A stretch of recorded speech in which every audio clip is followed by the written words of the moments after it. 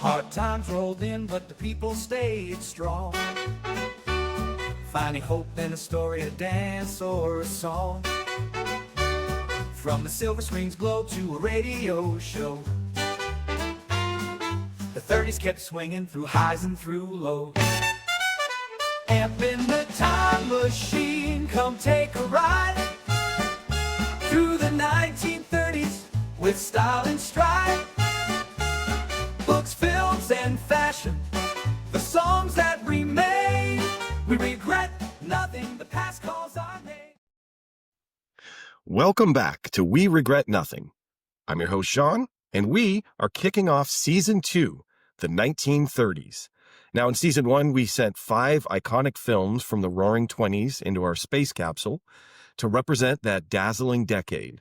Just a reminder, those 5, Wings, The Jazz Singer, Nosferatu, The Kid, and Metropolis.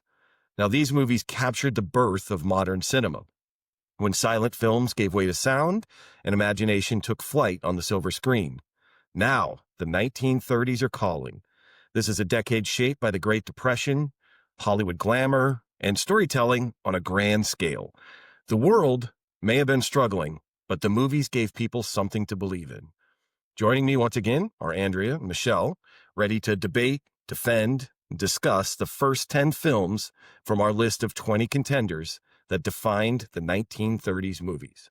From screwball comedies to sweeping adventures, we're about to rediscover the magic that helped America dream again. So grab your popcorn and let's roll the reel on the first half of our 1930s film list. Let's see which classics still shine brightest nearly a century later.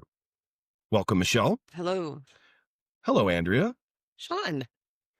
Okay, why don't we start with Andrea? Can you just give me your thoughts on the films of the 1930s in general? The leaps and bounds that they've come from the 20s, and just how much is done in this decade is insane. I was so impressed, and there's so many stories here that I read where it was like, you can never make that. You're foolish. And that dream will never happen. You can't do that. And people were just like, basically like, bet me. And it is kind of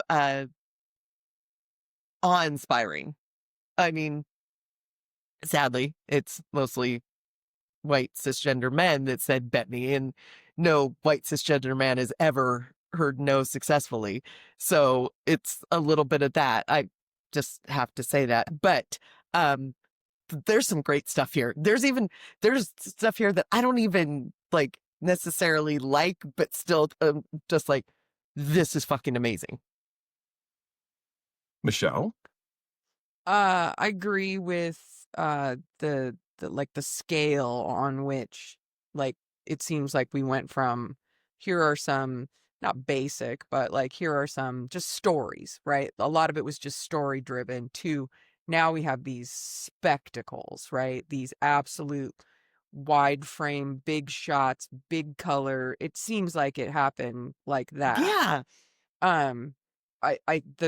One of the things I think is a thread through this is, maybe a little bit to your point, it seemed like everybody wanted a little piece of the pie and people weren't willing to share it. There's a lot of screenwriting, music controversies that we'll see through these 10 or these 20, where people were involved and didn't get credit. And so there's a lot of, just, I don't know, it feels like everybody was trying to scramble their way up the tower and they're kicking people on the way up.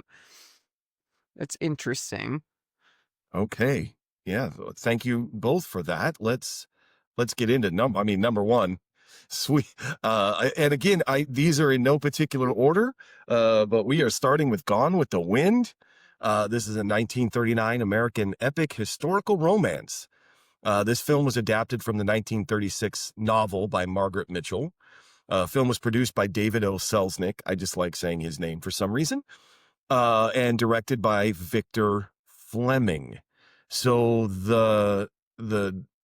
I guess This is set in the American South. Not, I guess, it is. But it's against the backdrop of the American Civil War, Reconstruction era. And the film tells the story of Scarlett O'Hara, the strong-willed daughter of a Georgia plantation owner, following her romantic pursuit of Ashley Wilkes, who is married to his cousin. Even when I did the research, I had to read this so many times. Ashley Wilkes is married to his cousin, Melanie Hamilton, and then the subsequent marriage to Rhett Butler. I'll come back to my notes, but just Michelle, any thoughts? Talk to me about Gone with the Wind. I mean, I've seen this movie a few times. It's another one of these where just like very few of the characters are likable, right? It's really hard. There are moments where you feel, particularly bad for a few of the characters, but like it's hard to root for any of them, even though I think that was what the intent was. I think you were supposed to root for Scarlett, even though, particularly towards the end, right, where she's kind of losing everything and all the shit's falling apart. But this one's a tough one for me. I mean, it's beautiful. Like it's shot beautifully. The cinematography. It's beautiful to look at. The costumes, the scenery, which, as it turns out, all ends up, it's mostly facade. It's like paper mache and cardboard and shit, right? But it looks amazing. It's just, for me, this is a tough one just because it's hard for me, this is a personal thing, for me to really like a film when there's not a lot of likable characters. I want somebody to root for, even if the person I'm rooting for I'm not supposed to root for. Does that make sense? Yeah. Like, I want the characters to be compelling enough for me to say, oh, this is a bad person, but I totally can't wait for this person to win, right? Yeah. This is not that for me. I feel like these are like very surface level, there's not a lot of depth in these characters, maybe with the exception of Rhett, just because of who he is. I like Melanie. Yeah, and that's what I mean. There are characters you feel like, the cousin is just... That's the cousin? Yeah. Okay. It's Olivia de Havilland. Okay. Yeah. I'm sorry. Shall I step in? No. Totally. Go ahead. I read this book before I ever saw this movie. So I did not see this movie till I was like 16. I always knew, Gone with the Wind is just something that like you seem to know about. The book it was not my cup of tea. And I do love it. I read Gone with the Wind because I had just read John Jake's North and South. Okay. And I loved North and South. And but yeah, this is a very uncomfortable subject. I don't feel sorry for anybody in this except Melanie. And I think, like Scarlett's always like, she's mealy faced and she's this and she's that. And it's just, Melanie's just kind. She's not fucking weak. She's kind. She knows that Scarlett's after her man. She knows that her man is a weak-willed son of a bitch too. But she is strong. What happens to her, not deserving. I do believe I've always read, that when referring to Gone with the Wind and how it ends, with Rhett just like, fuck you, deuces. Like we're done. They said that it was Margaret Mitchell. She was doing a saga. She was already had it for Scarlett was going to go after Rhett, like over to Europe. And somebody did later write the book, and then they did the whole really bad Timothy Dalton movie, TV movie. But Margaret Mitchell was killed, died suddenly. And so that never, I feel like there was going to be that redemption there. Like you were going to see that Scarlett, because she's just not, she tricks Melanie's younger brother into marrying her. She tricks her sister's fiance into marrying her. Scarlett's a hoe, and not even a good hoe. She is. She does not give a fuck about anybody but herself. But here's the thing. She never fucking tries to hide it. That's how she is. So, yeah, she's always like, I'm just fucked up and I got everything I want. And my dad's weak willed. I know how to wrap men around my finger. Um, but to me, more than this movie is everything that went on behind the scenes with Yeah. this movie. Well, let's talk about that a little bit. The production itself is number one. The start of filming was delayed for 2 years from the time that they kind of secured this. Selznick would not take anyone other than Clark Gable as Rhett, and so and then also the original, I said this was directed by Fleming, but actually George Cukor was hired as the director and was fired shortly after filming began, replaced by Fleming, who had just come off another movie we're going to talk about next. But so the casting, so going back to Gable, Selznick from the start wanted Clark Gable, wouldn't take anybody else, but Gable was under contract to MGM. And MGM was notorious. They were famous for never loaning Clark Gable to any other studios. Gary Cooper was considered, but Samuel Goldwyn, to whom Cooper was under contract, refused to loan him out. And so Selznick strikes a deal with his father-in-law, MGM chief Louis B. Mayer. MGM would provide Gable $1,250,000 for half of the production budget, and MGM would distribute the film. Yeah, in my notes, I was like, MGM got a great deal on this. Yeah. Amazing. And so that deal, Selznick agreed to pay Gable's weekly salary, and half of the film's profits would go to MGM. It's bananas. Yeah. And so the second part, which is, I thought is interesting, the arrangement to release through MGM meant delaying the start of production until the end of 1938 because Selznick had a distribution deal with United Artists that expired in 38. So again, like all of this is, he wanted Rhett Butler so bad, he made all of these concessions. But so during the delay, they have to wait for the distribution deal to end with United Artists. Selznick uses the time to revise the script, more importantly, build publicity for the film through the endeavors to cast the role of Scarlett. Selznick, at the cost of $100,000, began a nationwide casting call, ended up interviewing 1,400 unknown actresses, and didn't find anybody in that search. But it did create the publicity that they're saying was way more than $100,000 worth. But so they couldn't find anybody with that. Early frontrunners were Miriam Hopkins, Tallulah Bankhead, Joan Crawford, who was signed to MGM, was strongly considered as a potential pair for Gable. But there was Norma Shear. There's a long list. Katharine Hepburn actually lobbied really hard for the role with the support of her friend George Cukor. But she was vetoed by Selznick, who just felt she wasn't right for the part. That's code, by the way. She was not attractive enough, they thought, to play a younger. Oh. Yes. Oh. Well, I didn't see that. I don't I like disagree. I disagree, but yeah, that's she was code. too, yes. She doesn't look like what they envision, like a young Southern belle. Yes. Got it. I don't love that. So they end up casting Vivian Leigh as Scarlett O'Hara, and then after that, the rest of the pieces kind of fell into place. Anything else about the production?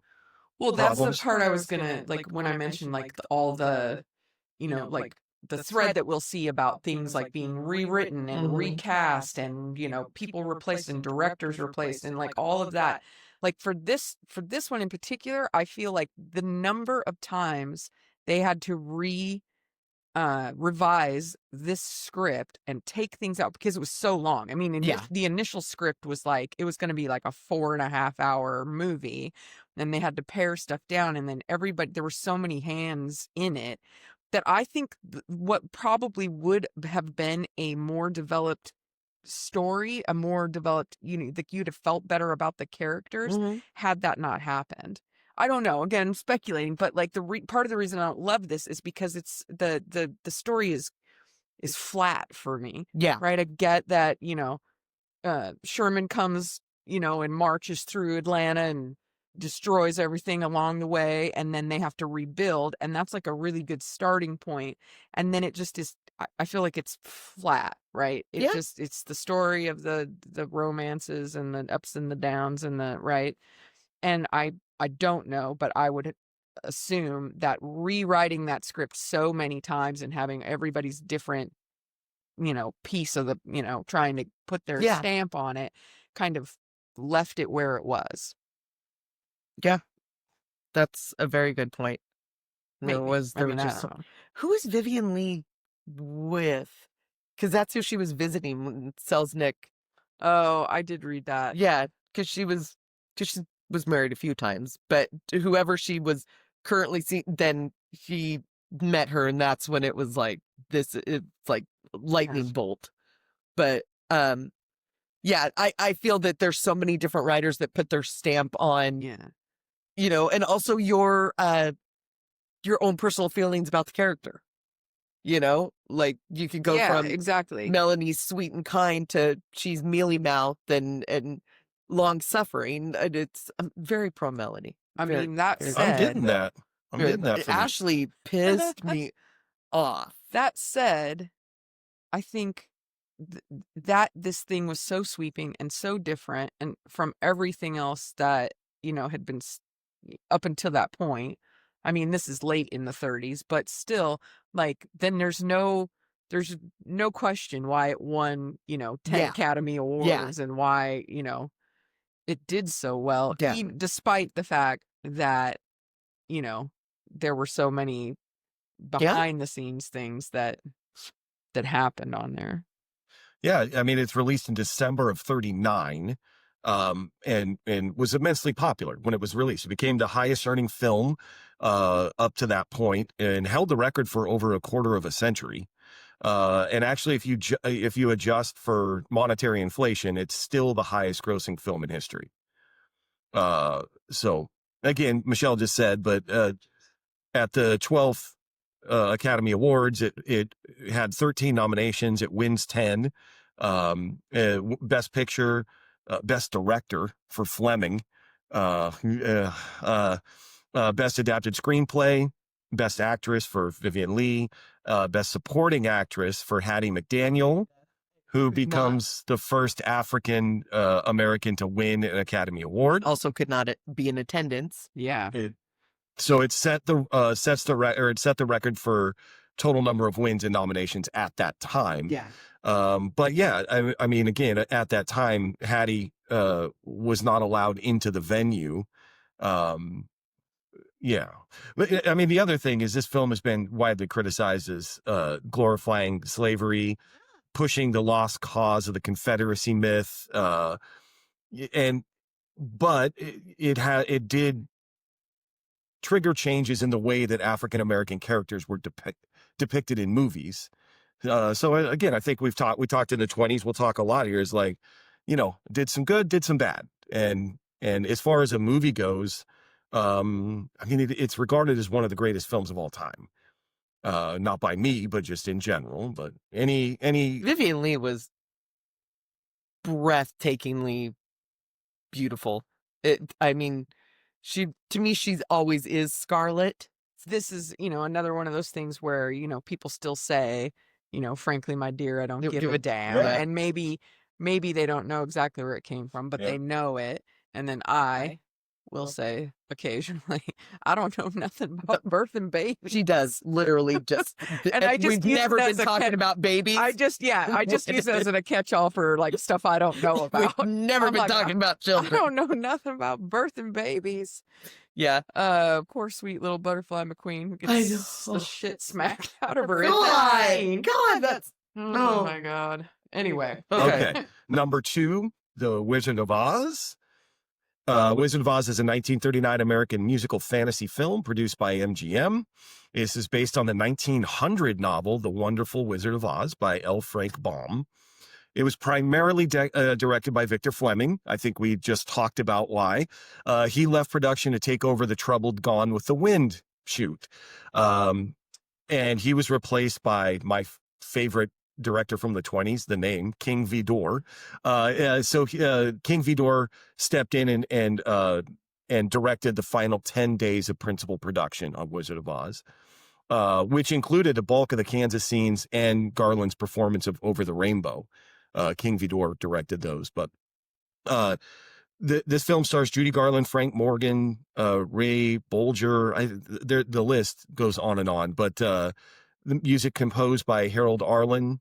So this film is celebrated for its use of 3-strip Technicolor, which at the time, this is the first film to do it this way and this well.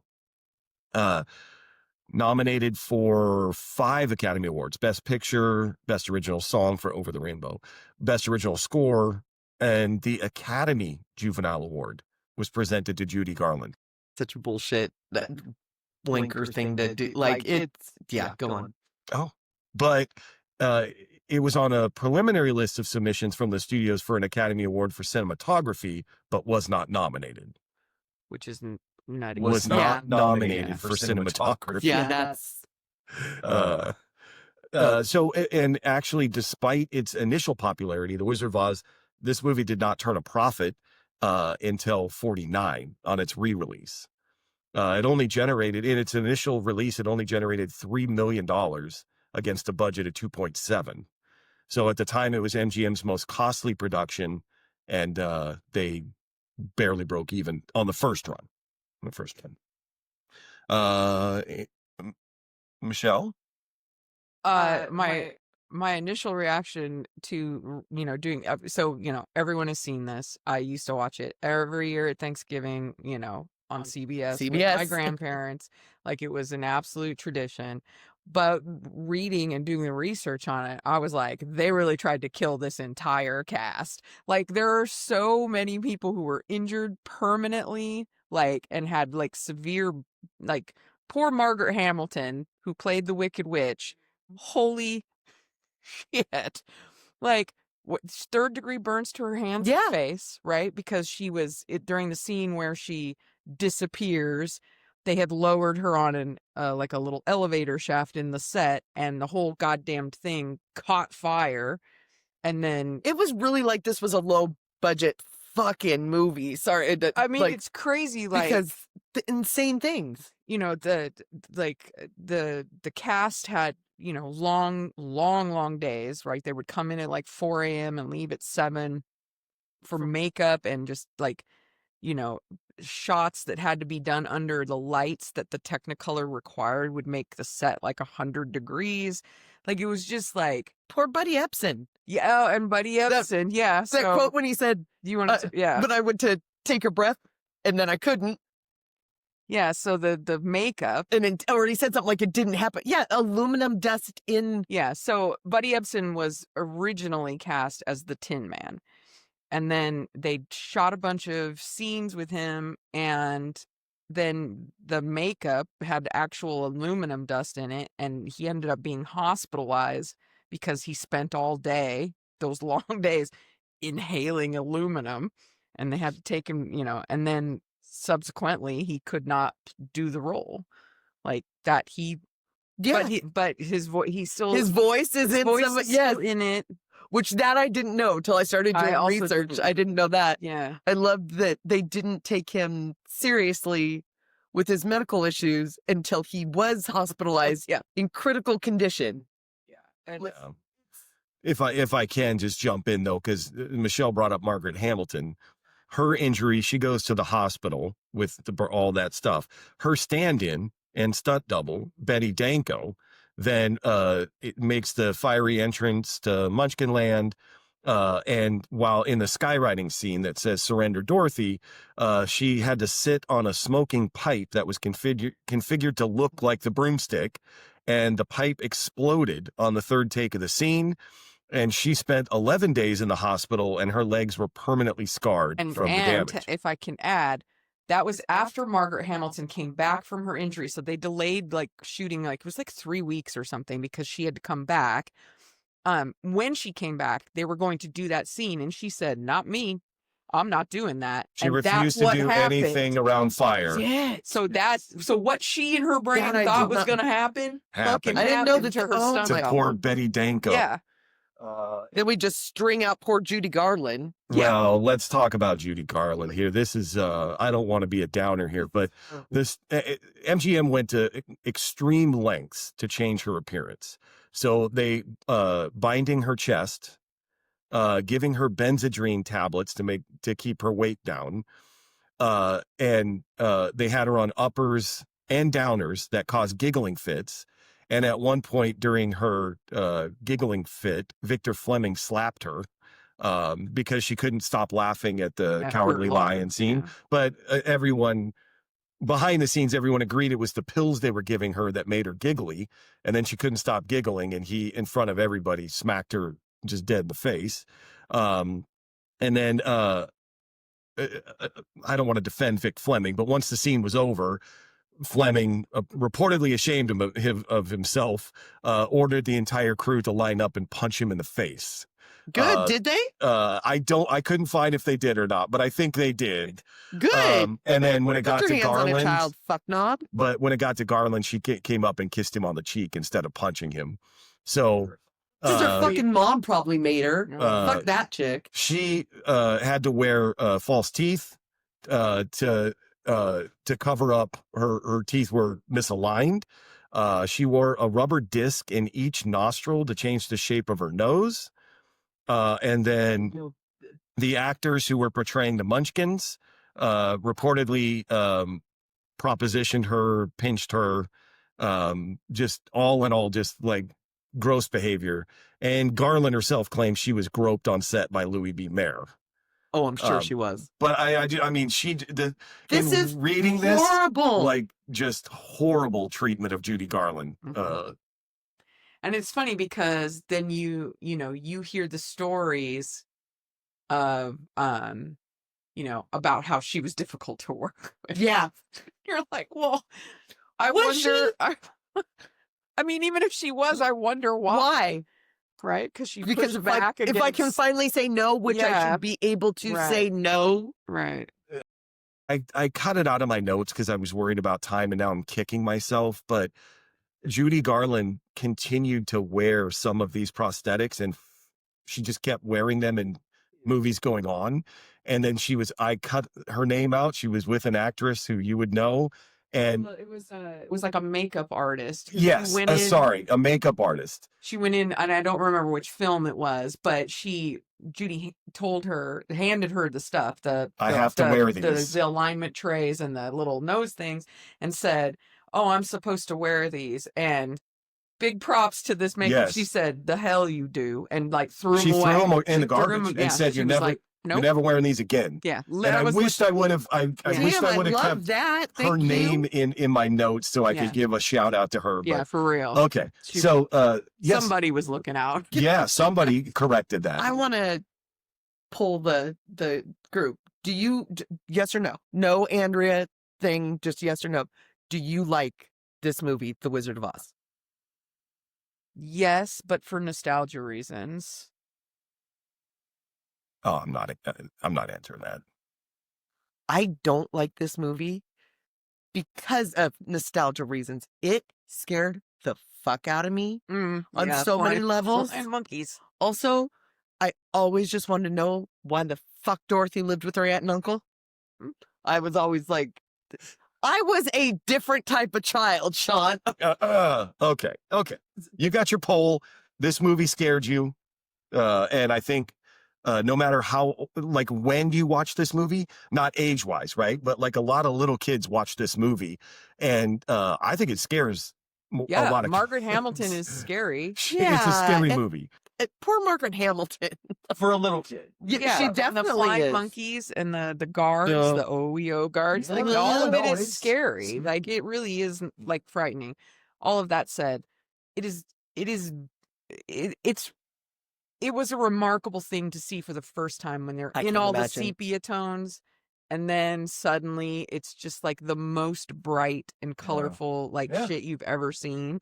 Like it's still a spectacle. Yes. Right? It's still an absolute marvel when it all starts to happen, right? Yep. Even though like some of the special effects are a little bit wonky, like the house in the tornado, Yeah.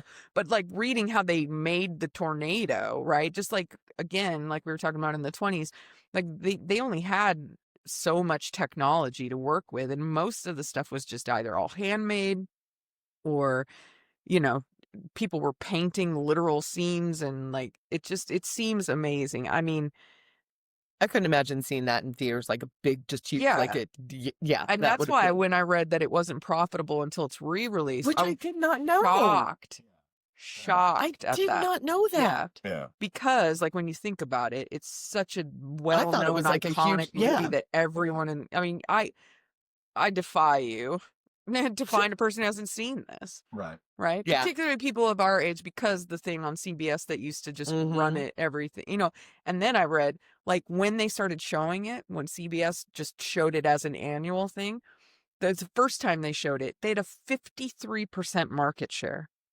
Imagine, of all of the televisions in all of the households in all of America, more than half at that very moment were all watching the exact same thing. That's crazy. Nobody gets a 53 market share. No. And then when they re-released it, it was even higher. It was like 58 or something. I mean, it's bananas to think Yeah. about. Yeah.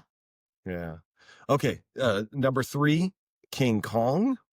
King Kong is a 1933 American pre-code, and I'll tell you why I'm throwing in pre-code, adventure horror monster film. This is directed and produced by Marion C. Cooper and Ernest B. Shoesdack. Why do I put names in there that I can't even pronounce? This is produced and distributed by RKO Radio Pictures, and I'm going to come back to that and why I think that's important. But King Kong's the first film to combine live action sequences with stop motion animation using rear screen projection. This film stars Fay Wray, Robert Armstrong, and Bruce Cabot. I think everybody knows, but this movie follows a giant ape named Kong who feels affection for a beautiful young woman offered to him as a sacrifice. This premiered in March 2nd, 1933, to many rave reviews for the praise for its stop motion animation, musical score. But here's the key. RKO had only been in existence for 3 years, and then the Depression hits, and they were hit the worst by the Depression. They needed a hit to keep the doors open. So they were on the verge of closing the studio. And while they're making this movie, MGM hears enough about the movie, and they approach RKO and offer them $400,000 for the movie. And they turned it down. RKO said, "We think we have something here. We're going to hang on." And so during its initial run, the film earned a profit of $650,000. So think about, like, you're on the verge of closing, and MGM comes and says, money in, like, doesn't have to be, we'll give you 400 grand. And they had enough faith in themselves in the movie, and they turned it down, and turned out to be, the right move. But, and then since I brought up the Depression, it's the weekend after Kong's release, newly elected President Franklin Roosevelt ordered a bank holiday to halt the panic in the financial sector. So just ordered everything to close. And even with a 30% unemployment rate in the country at that time, everybody went to go see this movie. And so the movie served its purpose as an escape on one level. But then on another, the monster represented the fear of the Great Depression and everything that was going on, and that people could actually conquer in the end. So technically, this is the first popcorn movie. The escapism of get away from what's going on out there, go into a movie theater for an hour and a half or whatever it is, and maybe kind of forget about it. Maybe not forget, but you know what I mean. Escape. Yeah. Andrea, King Kong. This is okay. I saw the 1980 Jessica Lange, Jeff Bridges. Yeah, Jeff Bridges one before I saw this, and that one just was weird and freaked me out. But it was also like 8. This is just the story of Kong is so heartbreaking, there's literally like, I'm like, just leave them alone, you fuckers. Just, not down with the natives sacrificing a female to keep like Kong. Not at all. But I'm a huge fan, as you know, of the remake that the first one that came, Skull Island. I love Skull Island. It was, yeah. I really like they could do some things, but also humanizing Kong. And I know where they say that it talks about King Kong taking somebody from their native land and bringing them to the state. I totally get all that. Which makes it more heartbreaking. What I read today, though, what I read like when you gave us this list a week ago, because I did my research right away. I didn't know that this was considered a horror movie. Oh yeah, it's listed as a horror movie. But Rotten Tomatoes has it as like the greatest horror movie of all time. Yeah, that struck me too, because I don't think about it in those two. I don't think about it in that. I still think it's a fantastic movie. I have seen this version since, and even the stop motion, I could see where you'd just be like, this is, oh my God, this is so, I could see you just eating popcorn. But to then reading like how they brought in like all the dinosaurs from films that they had stopped making, which now makes me think that they stopped making those films because they were in financial trouble and couldn't continue. But you can look at it now and be like, oh my God, that looks so hokey. Come on, he's not real. Then I would have been like, what the fuck? And then reading like about like Fay Wray and how 2 days after she passed, like they did the Empire State Building dark, or was it dark or let it have been blue? Sorry, it was one of the, but for like 15 minutes, and because it's such an iconic, just as long as this movie has lasted, it's amazing to me. Michelle? I know you're going to talk about the Hays Code and that coming up, but it's like, well, it just, so basically the Hays Code was like before the MPAA. It's like the predecessor to the MPAA for not necessarily ratings, because that will come with the MPAA, but the censoring or, of material they did not think was suitable for audiences. But that before that, those kinds of things were governed mostly just by public opinion, or what, like there wasn't a lot of like because the code is 34, right? Hays Code starts Hays Code is 34. So you'll see as we go on that movies after the code get some real, get some real trouble with what they're trying to present. And I think that the reason this is important, that this one's, or the reason noting that it's pre-code is important, is because of the portrayal of like the natives on Skull Island, how Fay Wray is perceived as, your kind of typical damsel in distress. Does she love the ape or does she not, kind of thing, was very like, there were touch points where upon re-release they wanted to remove things, and I think did remove some things when they re-released it. Kong eats a dude. Yeah. He eats a dude. Yeah, I don't remember that. Oh yeah. They cut it out, but in 1970 I think they put it back in, but like he picks up a dude and like bites him in half. Yeah, steps on a bunch of people. Yeah. They imply a rape, but don't show it, and then they take that scene out, but it comes back into like now, given now these days, like everything that was lost that's still available is back into, like, you can go and see all that stuff now. Okay. Anything else? I mean, it looks cool as hell. Like, even though it's like, that very Harryhausen, I think that's one of the reasons I like it so much. I love the Harryhausen. And then one of the things I read is like when they would come in and read, like, so the crew had to stay on set, like, because they had to have the lighting in the right position every time. So they'd have to come, they'd have to stay. But when they repositioned the little ape, the little model, their fingerprints, or, well, you know how you, like, when you rub a couch and it goes the different direction. that as the ape is like moving, you can see where the fur is kind of repositioned, but it adds to like how it looks when it's climbing a building or whatever. And the pre-filmed sequences and the rear screen projection, which becomes like a big thing going forward with other, right? Just that was really fascinating to me how they did that, right? And then layering in, Roger Ebert called it wall-to-wall screams, right? Where Fay Wray is just screaming the like entire movie. It's like Kim Basinger and Batman. Yeah. Just yes. Constantly. Yeah. So it just was interesting how this one really and truly is pieced together, right? There's the sound that gets laid over the top, and then they literally shot a scene, then they would shoot with the rear projection, and then they would put those pieces of film together. It's just like, it's fascinating how they figured out how to do all of that. From a technological standpoint, this was groundbreaking. Yeah, for sure. For sure. Okay, number 4, Snow White and the Seven Dwarfs. This is a 1937 American animated musical fantasy film produced by Walt Disney Productions, but released by RKO Radio Pictures because the doors were still open. Thank you, King Kong. This is based on the 1812 German fairy tale by the Brothers Grimm.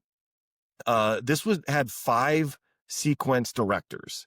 I don't need to name their names, no offense to them, but it was the first animated feature film produced in the United States and is the first cell animated feature film of all time. This movie premiered at the Carthay Circle Theater in Los Angeles, California, December 21st, 1937. But then it went into general release in February of 1938.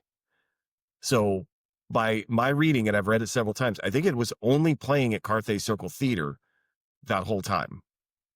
And then it went wide release in February. Okay, like when you would release in LA and New York to get to get before. And so what's interesting is initially everyone in the film industry doubted that this was going to be successful. But then again, it comes out in a critical and commercial success with, I found international earnings, but more than $8 million during its initial release against a $1.5 million production cost. It became the highest grossing film of 1938 and briefly held the record of the highest grossing sound film of all time. It was also the highest grossing animated film for 55 years. Adjusted for inflation, I like doing this, I don't know why, but it is the highest grossing animated film of all time with $2.29 billion worldwide. With the B. With a B.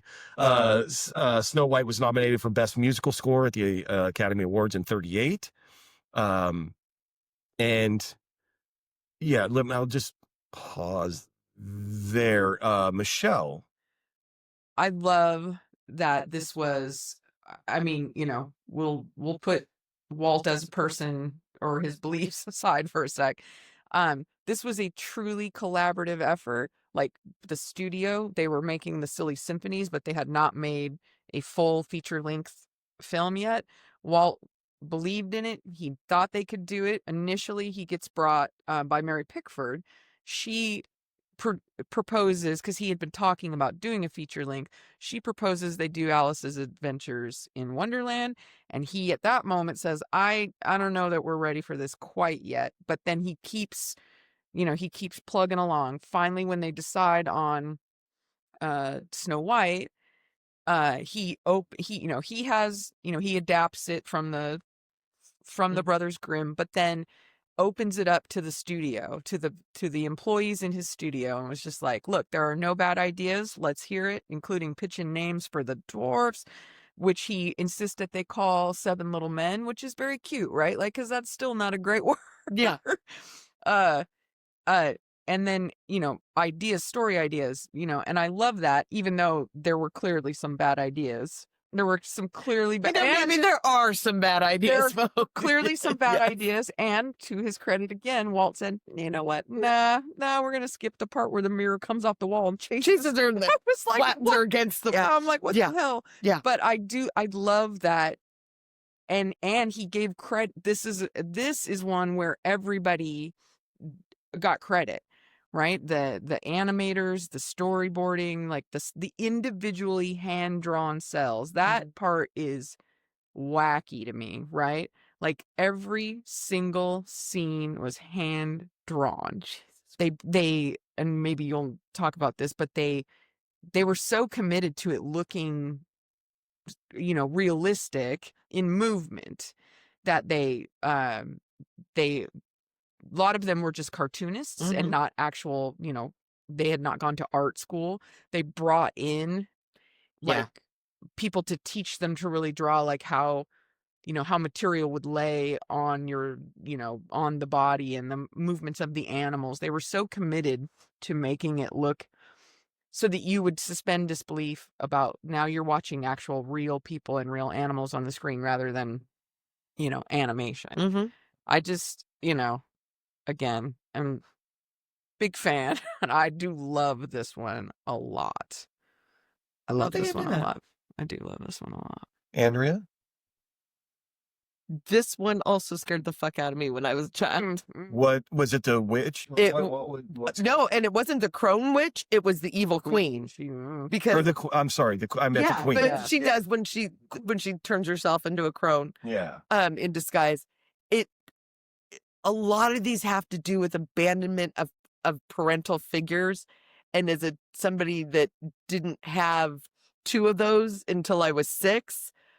I was always scared. That to me was the biggest fear. So I know that. I've gone back and watched for a while there. I don't know why I thought it was cool to not like this movie.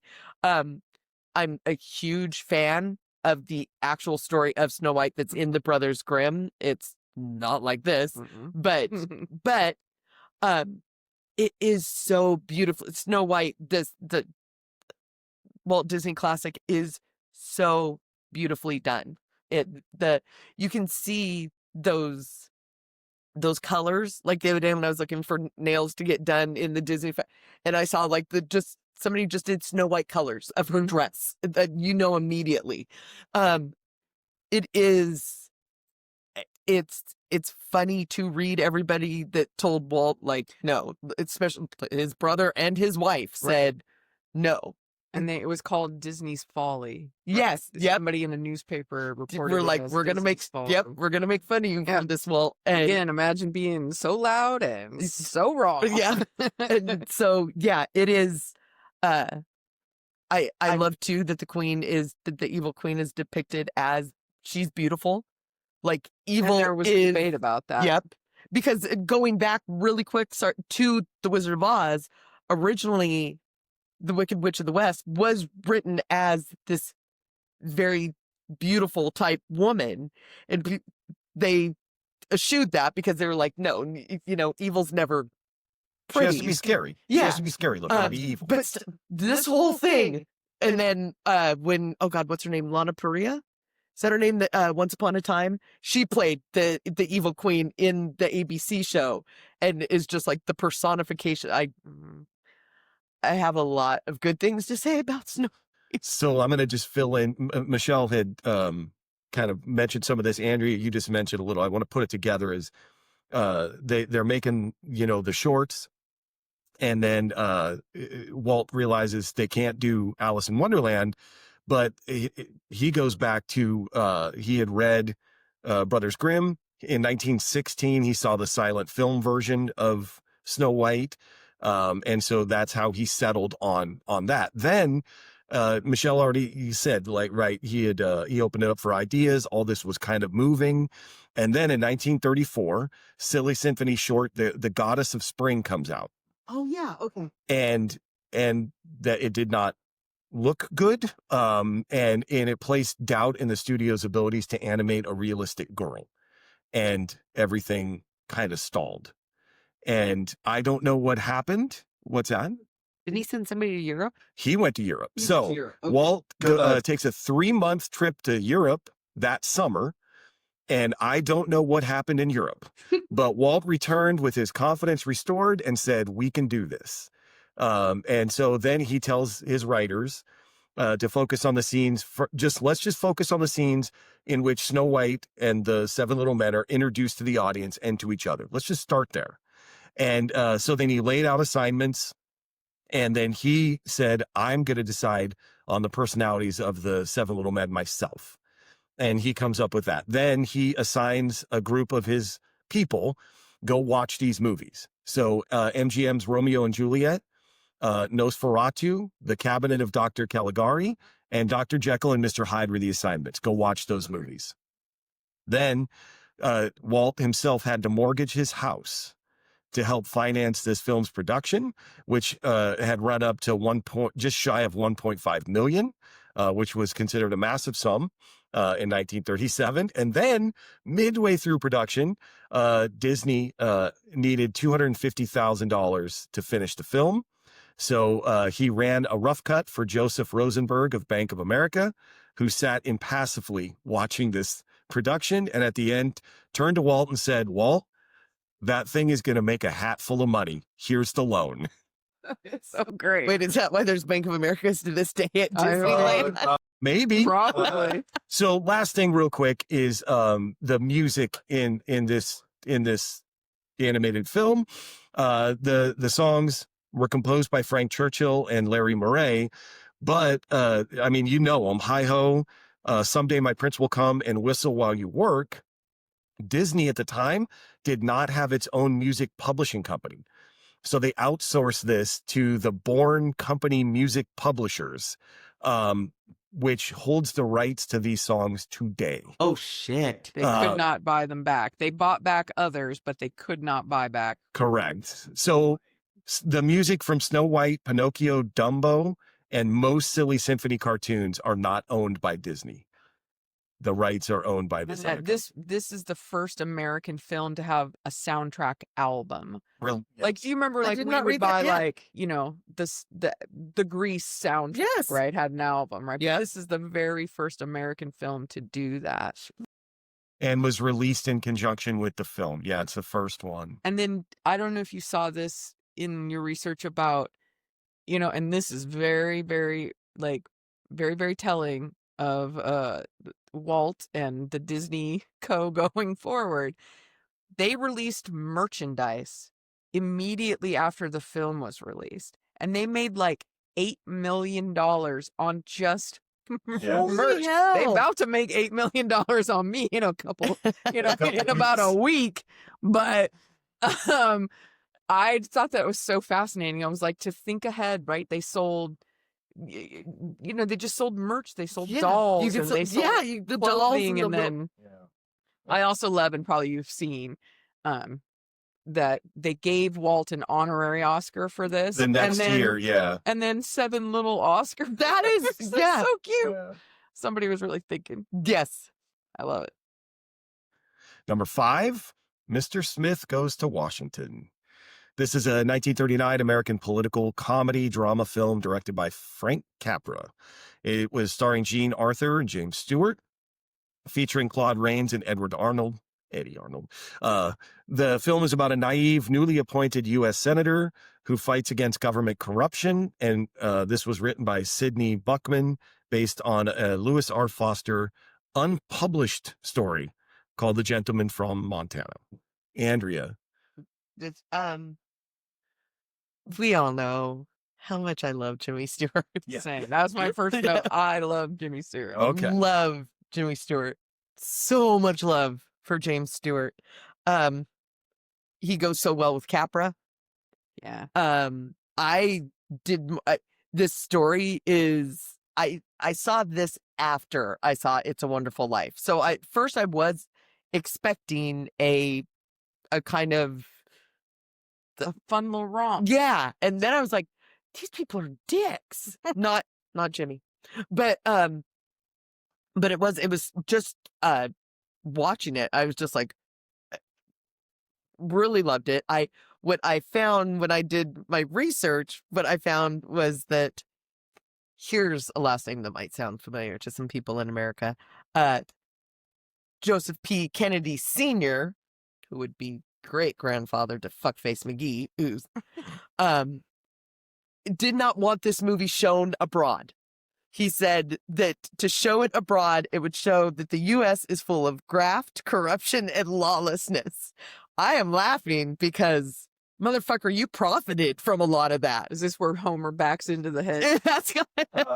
Just to be clear, Joseph P. Kennedy was the American ambassador to Great Britain at the time, and wrote a letter to Capra and the head of Columbia, Harry Cohn, to say, I have a great story about Harry Cohn later, to say that he feared the film would damage America's prestige in Europe, and then the other, that it would show everything Andrea said. But you should have started that shit at home instead of worry about your own kitchen, Joe. Yeah, what's wild to me about this is so first of all, in this climate, if you haven't seen this movie, maybe you should. Maybe you should watch it. There's a lot of parallels these days.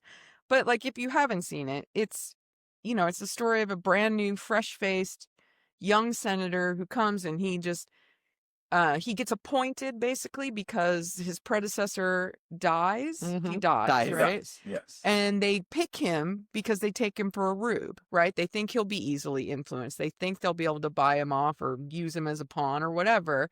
And he's not that. He's like a Boy Scout troop leader. And his what's it called? Like Boys of America? Sorry, not boy. It's Boy Rangers. Yeah, because Boy Scouts wouldn't let them. They didn't want the bat. Okay, Boy Scout. Then the typical, true to life thing happens, right? He gets wrapped up in some controversy that is not. That he has no ill intent towards. Right. He gets, there's a grift going on. They're trying to get, they accuse him to deflect blame from themselves. It's really awful. And then in order to clear his name, he basically filibusters, right? So I know a lot of you don't know fucking civics anymore. Here's a civics lesson for you as well. This is what the filibuster is for. This is what it's for, right? Not only he does use it to help clear his name, but he also he's trying to keep a bill for it.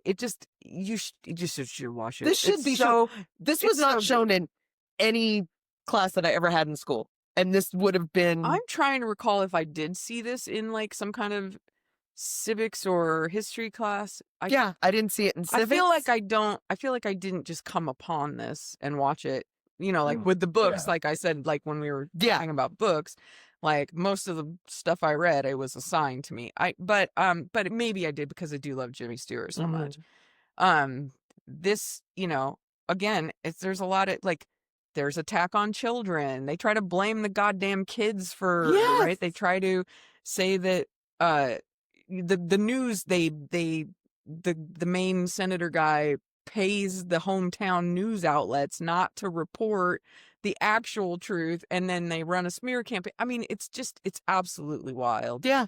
How that's happening parallel today. It is, yes. And then, Sean, I hope that you're going to talk a little bit about the Hays Code in this movie, because Andrea spoke to it a little bit about how they did not want this movie shown. Yeah. At all. Yeah. And most of it was from politicians. The Washington press, politicians, it was viewed as an anti-American, pro-communist / socialist movie for its portrayal of corruption in the American government. It was anti-American is what, most. So I'll just tell you this, I'm going to do this out of order the way I was going to do it. But in January of 1938, the story was submitted to the censors at the Hays office.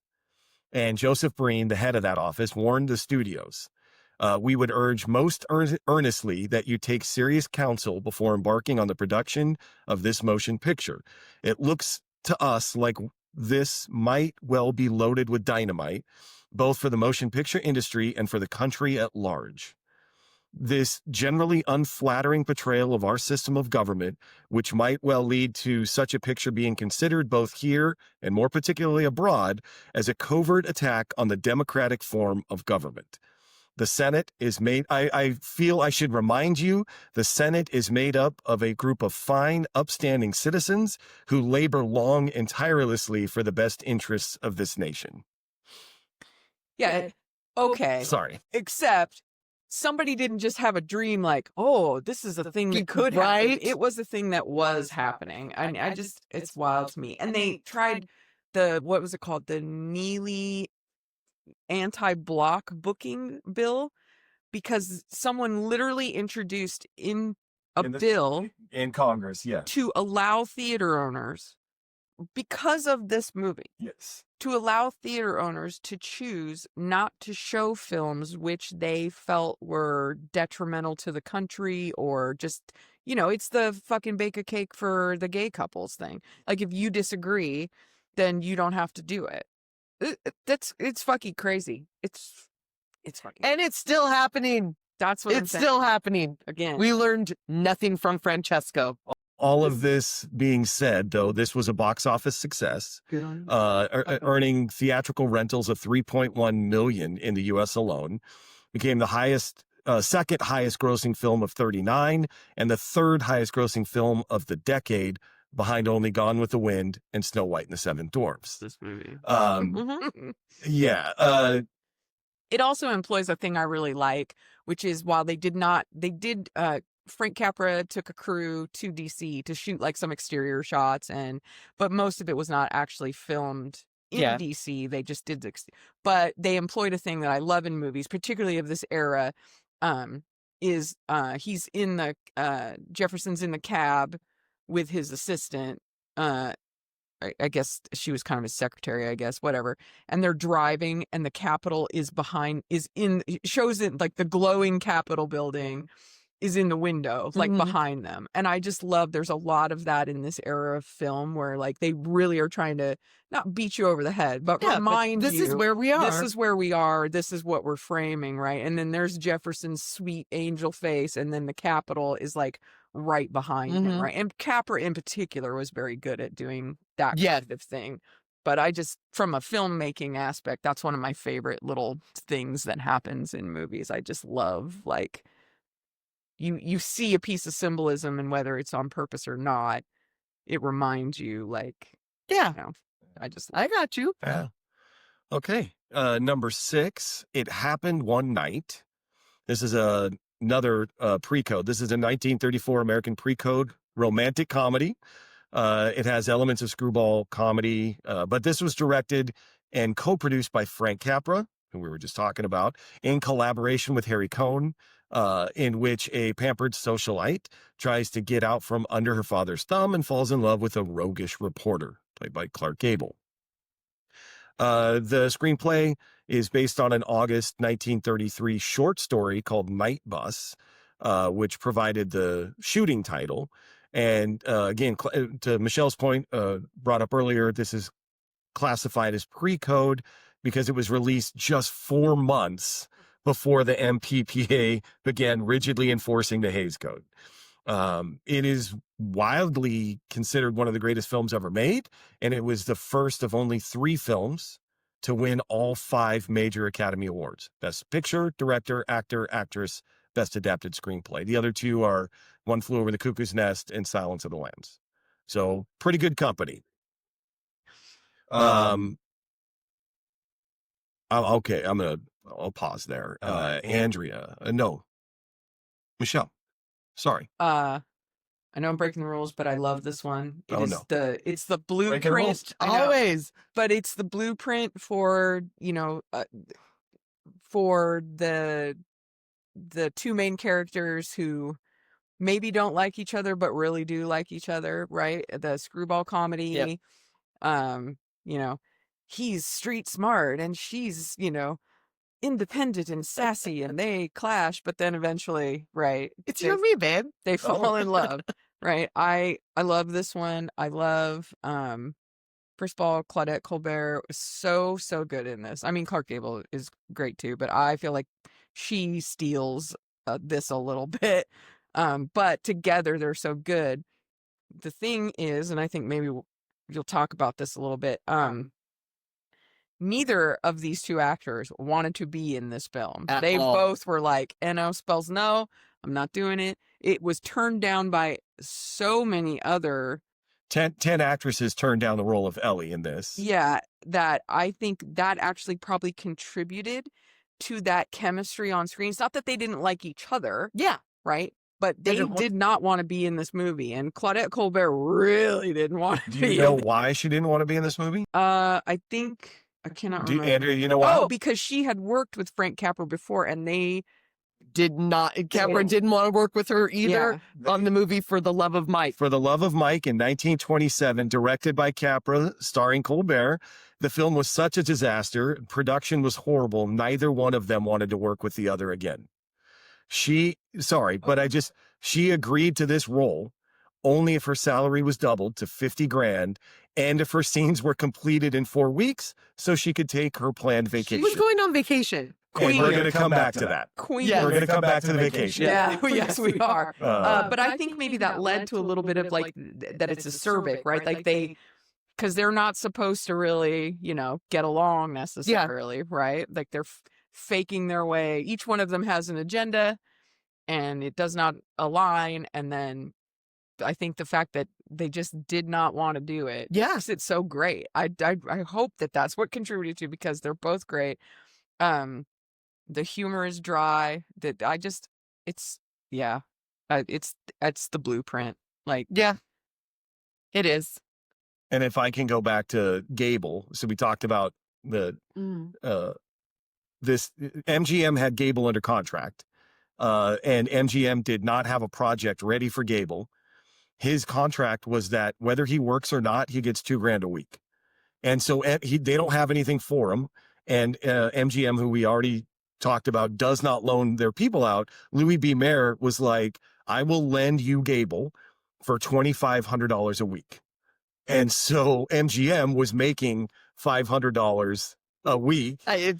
But Gable did not want to make this movie. Think about it. If I'm going to pay you $2,500 a week to just sit around and do nothing, now I'm sending you to this other studio and you have to work. You have to work. They're going to pick up your paycheck and I'm going to make $500. Correct. Like, imagine you being like, well, what the hell? What? And then, so neither one, Gable or Colbert, did not want to be there. And then they read. I thought it was Colbert. Is it Colbert? I felt like I was doing a Stephen Colbert. But I think it's Claudette Colbert. No, it's always been Claudette Colbert. Okay. But both of them were dissatisfied with the quality of the script. And so Capra actually let the screenwriter rewrite the script for them. But then even on set, Colbert, she initially balked at the scene where she has to pull up her skirt to try to get a ride. Didn't like that. But then she sees the chorus girl who was brought in as her body double and started yelling at Capra, get her out of here, I'll do it, that's not my leg. Then Colbert finishes the film and tells her friend, I just finished the worst picture in the world. It's so funny. My thing with Claudette Colbert was I saw her later in life. Obviously, I wasn't at a screening of this, no matter how old my kids think I am. Oh. But to me, Claudette Colbert was always an older actress. You and I you were forced to listen to her about her the other day when I was talking about the two Mrs. Grenvilles. Oh, yes. Because she plays the mother, the first Mrs. Grenville in it. So to me, she was always an old actress. I mean, I say old now. Yeah. But so like seeing this, I think I saw this when I was like 13 or 14, maybe. I could not believe that was Claudette Colbert. Oh, because she was like light and frothy and pretty. Feisty. And yes. And feisty. And she was always like the dowager, like overbearing, judgmental person in others. So, I mean, bitch can act. Yeah, there's some problematic stuff in here a little bit, but again, so, like her dad and Clark Gable like negotiate. Yes. Him sleeping with her, which is, not great. But there's all kinds of tropes in this that are used now, right? The splitting the room, like with a curtain so that they, Bandits. And then the most interesting thing I read about this was that Friz Freleng, co-creator of Bugs Bunny, was like, he was like, this is one of my favorite films, and that there's a very high likelihood that Bugs came from this movie, right? Because Gable chews on a carrot once, spitting carrot out while he's talking. Called There's Doc. there's a character who calls Clark Gable's character Doc all the time. Just very, very interesting that, Tall and super, lanky. I mean, Bugs Bunny is if you I loved that story. That's why I thought that was so cool. I read that for the first time too. all the time, and that was like the thing about this. I was like, oh, I had no idea. That's so interesting. It's awesome. And I love Bugs Bunny. So yeah, same. it's always going back to feisty Colbert. Like we said, nominated for an Academy Award, but she knew she was not going to win. And so she didn't attend the ceremony and was going to go on the cross-country railroad trip that we talked about, why it had to be done in 4 weeks. So as Harry Cohn is sitting there and they're starting to ring up all the awards and they're winning, and he thought to himself, there's a good chance she's going to win this.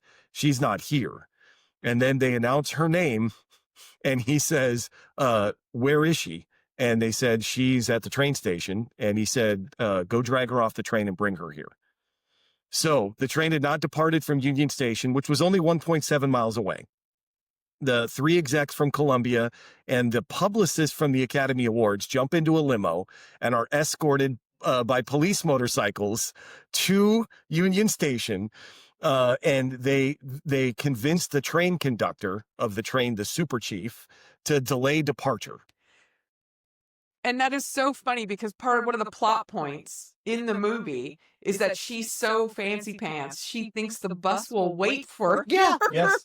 Yeah. And they don't. And she's flabbergasted that the bus didn't wait for her. So they go to her. They find her on the train. That's awful. And they say, you have to come with us. She's like, this train's going to leave. And they're like, it's going to wait for you.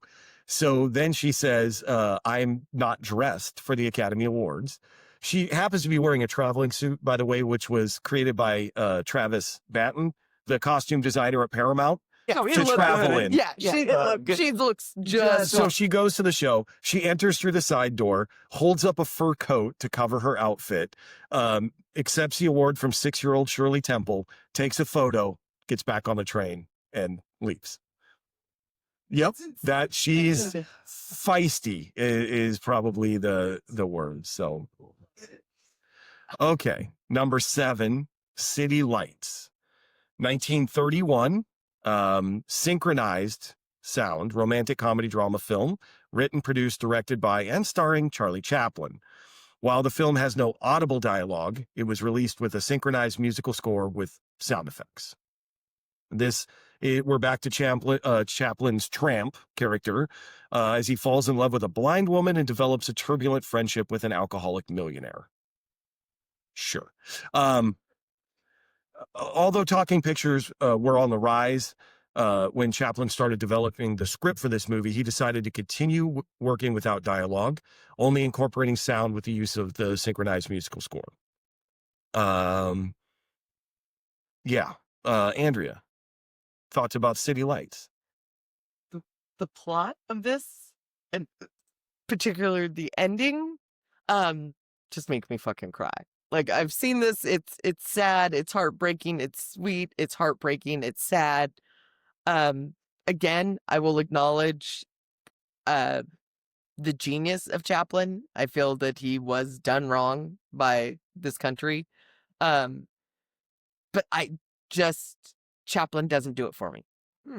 But I can't acknowledge all the good. It's stuff I literally never in my life thought, I want to watch a Charlie Chaplin movie. Yeah.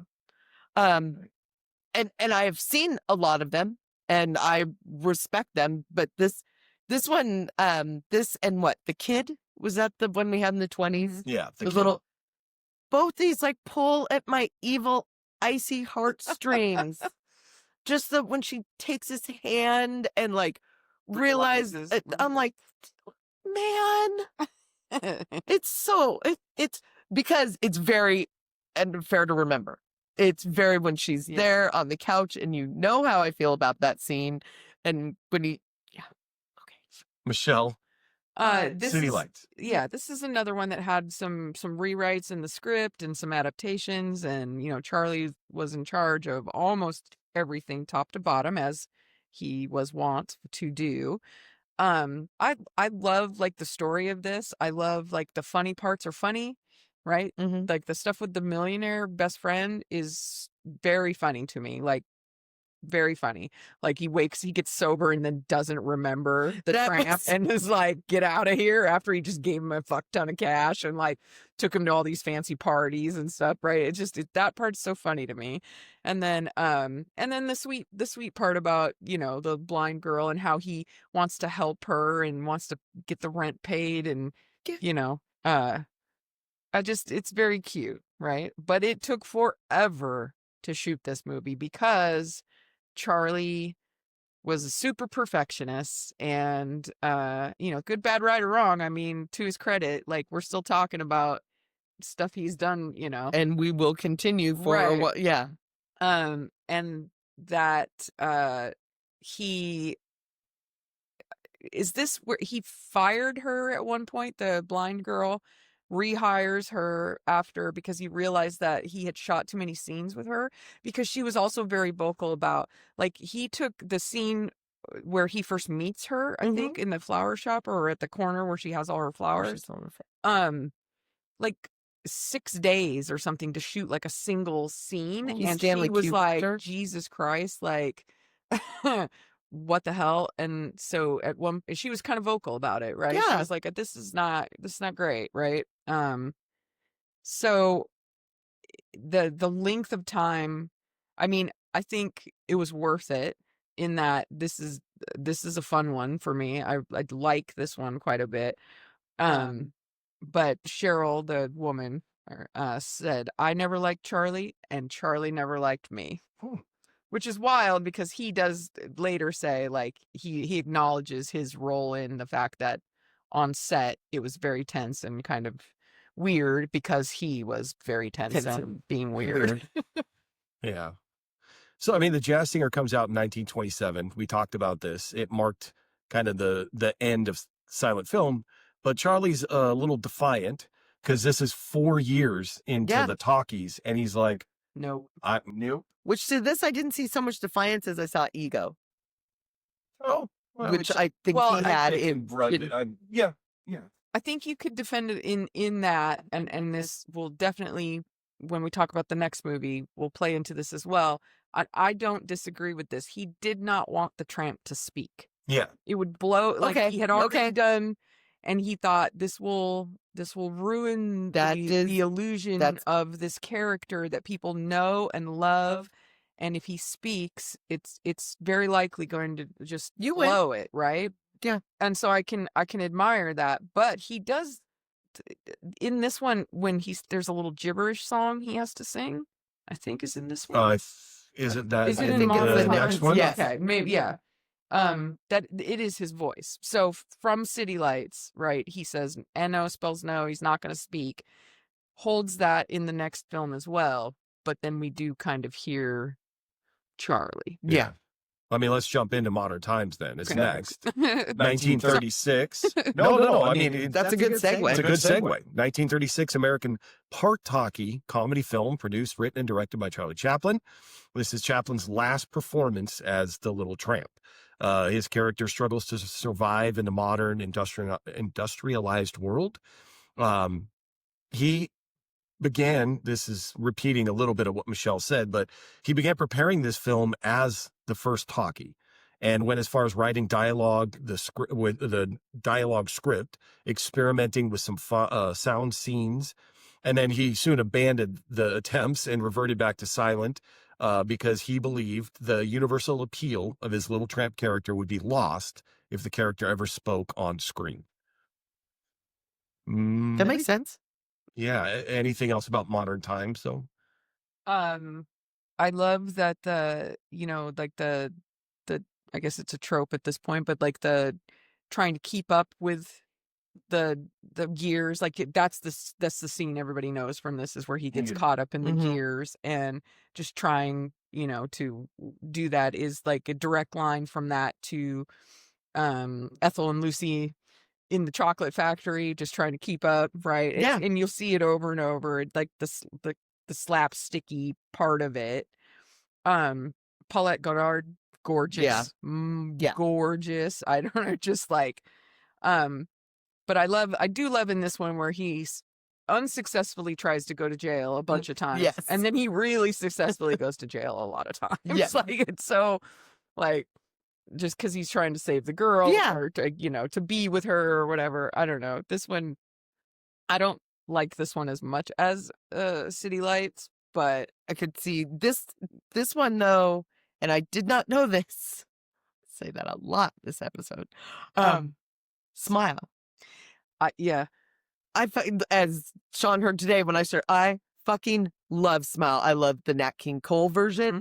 I love the Jimmy Durante, but especially the Nat King Cole. But the fact that it was written as like the romantic theme and then they put words to it later. I did not know Charlie Chaplin wrote the music for this song. Is so, yeah, I love that song. Two things: the drugs. He gets like cocaine.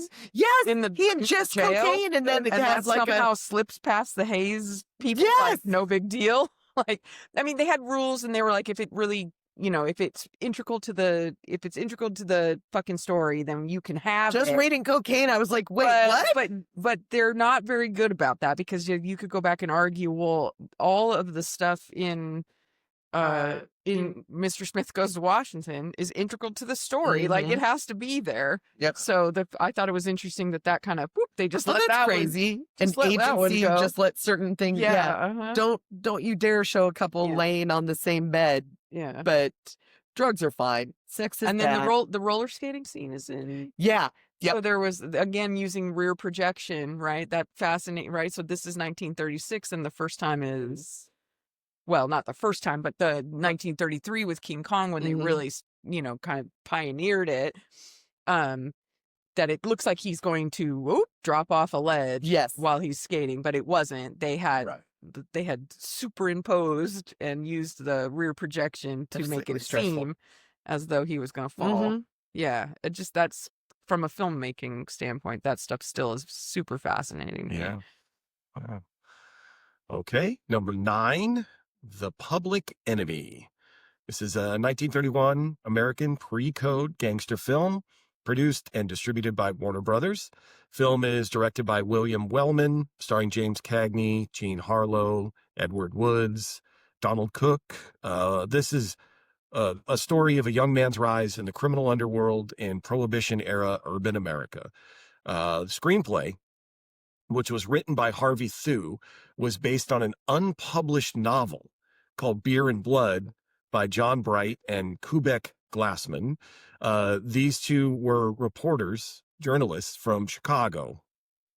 Let that sit for a second. War-torn Chicago. Bright and Glassman based their novel on actual events, having witnessed Al Capone's murderous gang and the impact in Chicago. Warner Brothers studio head Jack Warner bought the rights to the novel and assigned director William Wellman to direct it. Wellman reportedly told Warner, "I'll bring you the toughest, most violent picture you have ever seen." He did not lie. Who I think He lied till the next year. This is true.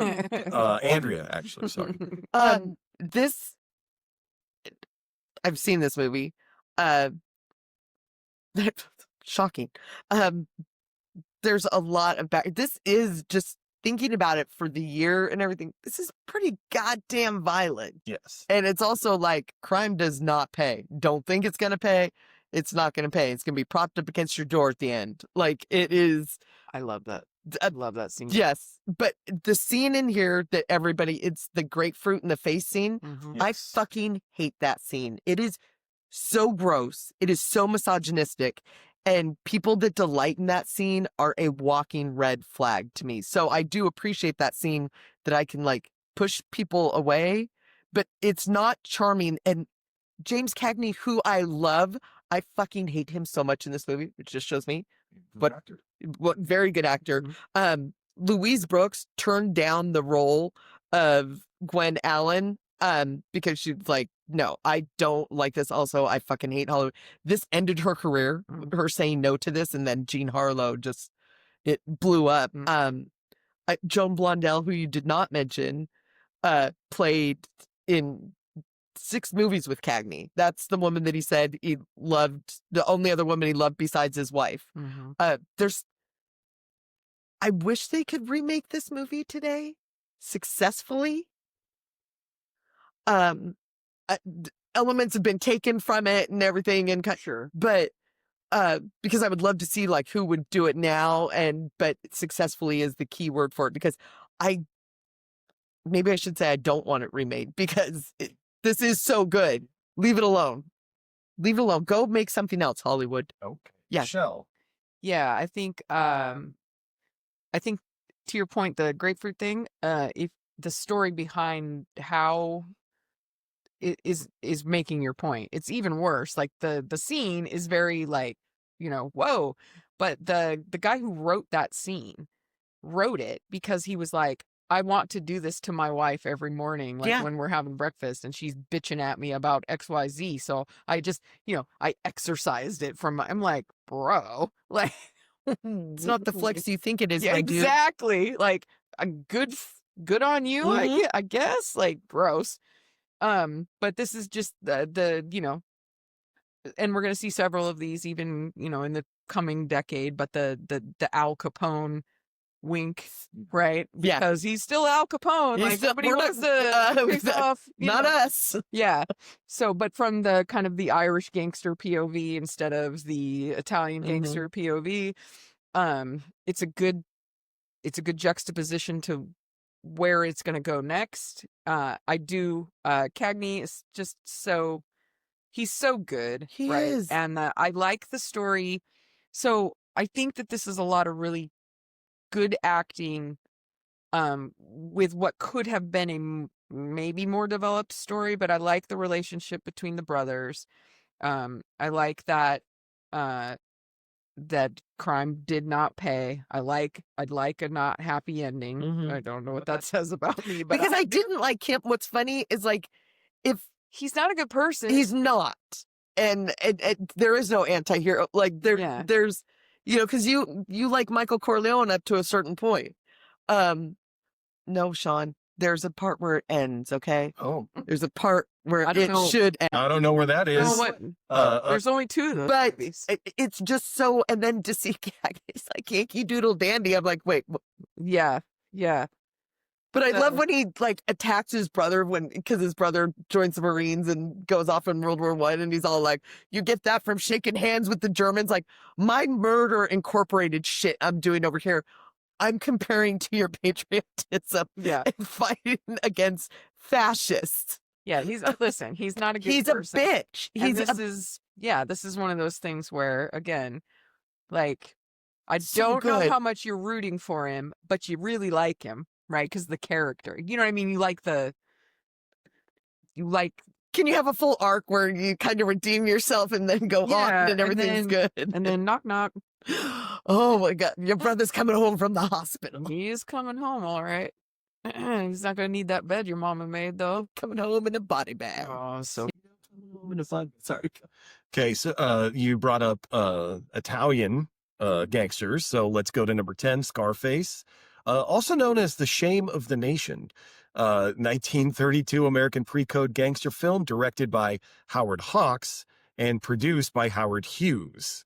This screenplay is based loosely on the novel Armitage Trail, which was inspired by Al Capone. To Michelle's point, no one's saying it's Al Capone. Hey, sir, we're not talking about you. This film stars Paul Mooney as Italian immigrant gangster Antonio Tony Camonte, who violently rises through the Chicago gangland with a supporting cast that includes George Raft and Boris Karloff. Camonte's rise to power dovetails with his relentless pursuit of his boss's mistress, while his sister pursues his best friend and hitman. In an overt tie to the life of Capone, a version of the St. Valentine's Day Massacre is depicted in this movie. Who did I go? Michelle. It's a good thing this was a pre-code, because there is no GD way. She said GD.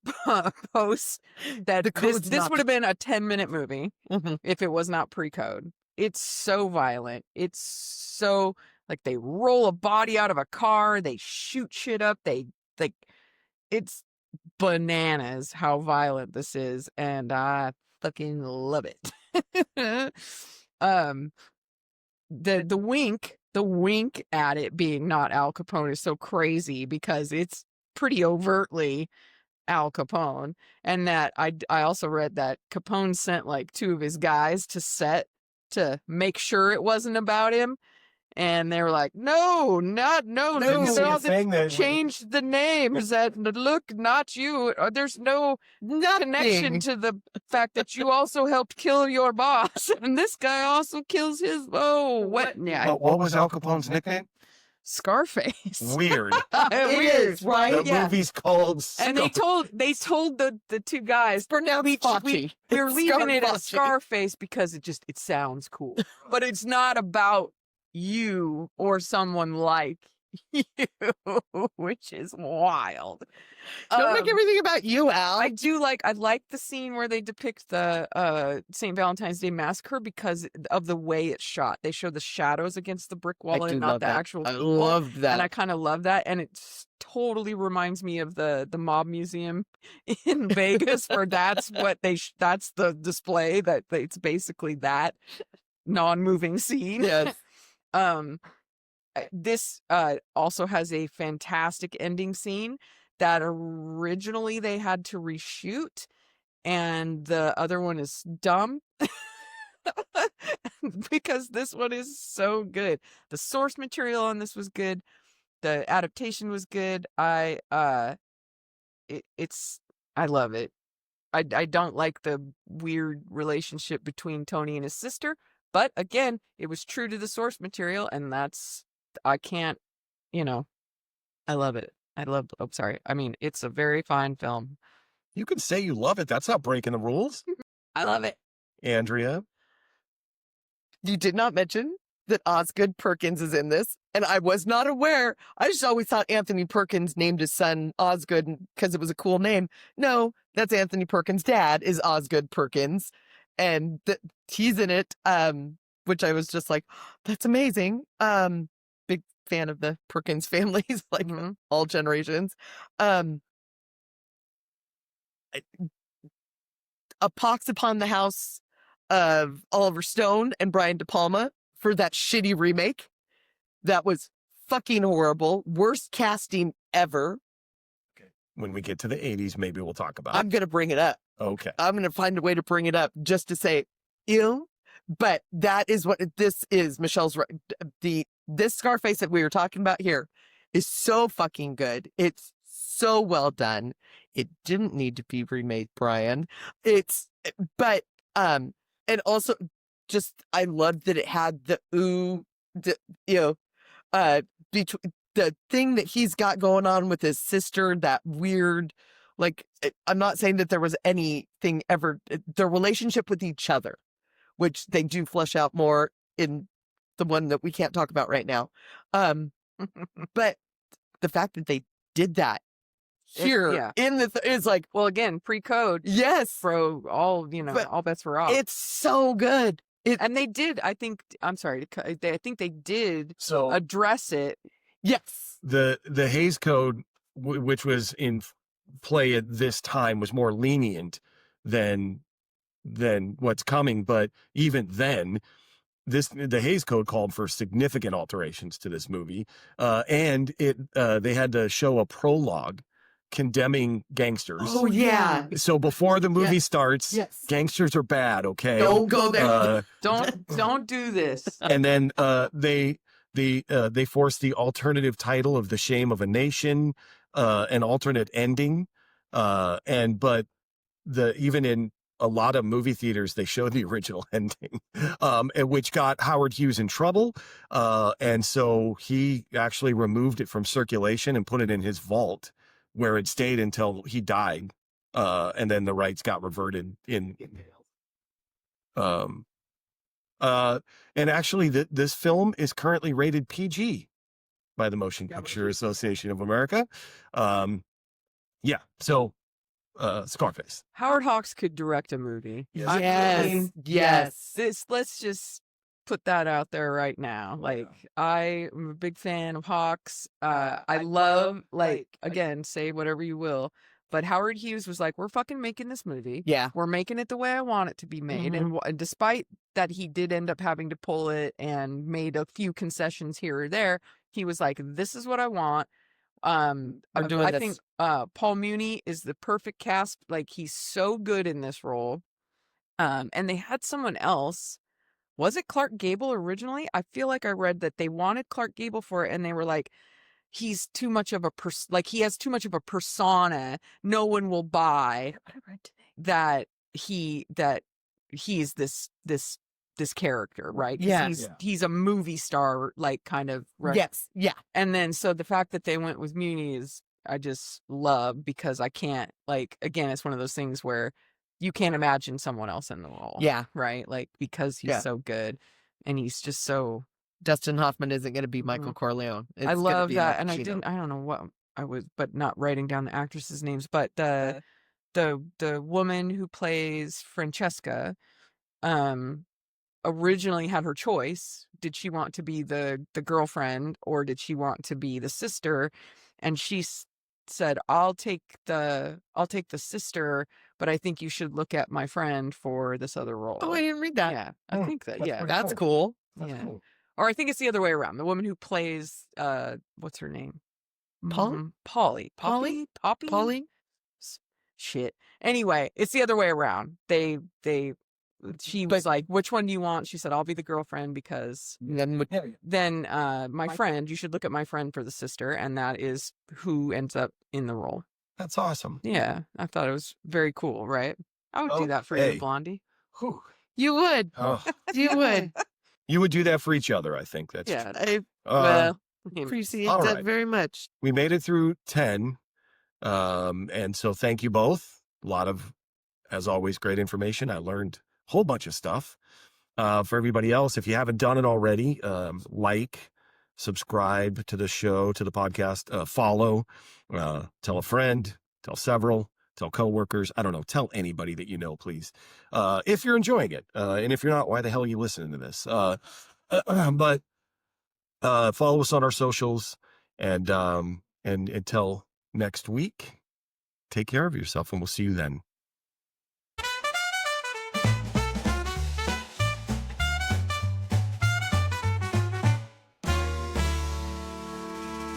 So swing to the future, the past in our sight. We regret nothing, the capsules tonight.